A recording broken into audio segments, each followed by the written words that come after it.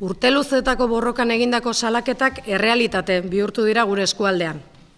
Herribarruko kamioien joan etorriak, egunez naiz gauez egiten dituzten leherketak, lur mugimenduak. Azken asteetan alarma guztiak piztu dira hernialdeko zuloa dela eta. Anoetan bi erreka lehortu dira. Herri honetan bertan, naiz adunan, iturriak agortu dira. Lehenago Tolosan agortu zira moduan. Uda amaieran 100 gora amuarrain hilik agertu ziren Alkiza errekan. Ur arazgailuan izandako isuri baten ondorioz. Ez dira gertaera isolatuak izan. Lehenago ere gertatu dira. Eta egoerak bere horretan jarraituz gero, atzera bueltarik gabeko ondorioa jasaten jarraituko dugu. Lehenago aipatu bezala, hernialdeko zuloak piztu ditu alarma guztiak.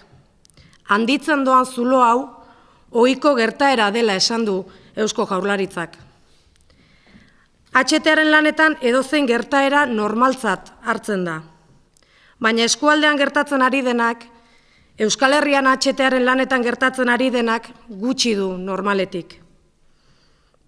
Aitortu dute azkenean, lurjabeak berak susmoa zuen moduan, lur hauetan ez zutela zundaketa lanik egin. Anoetan agortutako erreken ingurunea gune kritiko gisa agertzen da eraikuntza proiektuan. Hau guztia jakinda ere, aurrera egin dute. Aurrera egin dute hain zuzen ere, eurentzat zundaketa lanen kostu ekonomikoa bestelako edozein ondorioen gainetik dagoelako. Bizilagunen naiz langileen bizitzak arriskuan jartzen badira ere. Aipatutako gertaera hauen ondorioz, HTaren proiektuaren gastu ekonomikoa gora doa etengabe.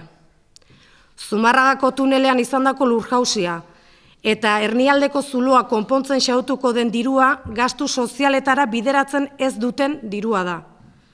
Urtez urte handitzen doa HTera bideratzen dutena, eta jakin berri den moduan, 2015ko aurrekontuen 78% gizartearen beharrizanetatik urrun dagoen proiektu honetarako izango da. Prestazio sozialetarako diru nahikorik ez dagoela dioten bitartean. Langabezia tasak hobetzeko politiketara behar beste jartzen ez dutenean. Hau guztiagatik, dei egiten dizuegu larunbat honetan, eguerdiko 12:00 Tolosako Triangulo plazan egingo den elkarretaratzera agertu zaitezten. Handinai ekonomikoak lurraren jarraibidea oztopatu ez dezaten, eta interes pribatuak publikoen gainetik egon ez daitezen.